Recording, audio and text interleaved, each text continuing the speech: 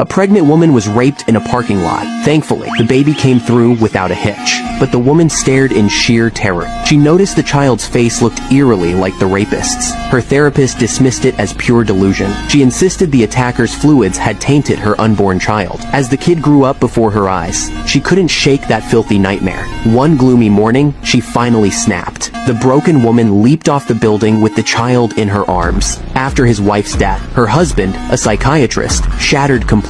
Yet, he soon found a reason to keep breathing. The rapist had only gotten 4 years behind bars, and when he spotted the guy in court, a sneer curled at the corner of his mouth. Alan vowed revenge. He dove into ways to make someone suffer endlessly, without letting them slip away into death, all so the bastard could writhe in agony 4 years from now. But on the day of the thug's release, he learned the man had fried in a prison electrical mishap. Alan plunged back into bottomless despair, until one patient's story pulled him out. It gave him fresh purpose to endure. The patient's wife had been killed by a drunk driver. His 8-year-old son lay in a vegetative state. He loathed the culprit with every fiber, but his boy's condition held him back from vengeance. Alan saw his own shattered self from 4 years ago, so he asked the man point blank, "Want me to take out the driver for you?" Alan drugged the perp and tied him to a cross. He approached with a hammer in hand. The driver gaped in raw horror at the scene. Alan met his gaze with icy detachment. Then, he swung the hammer and bashed the man's skull in, as the patient watched his enemy bleed out.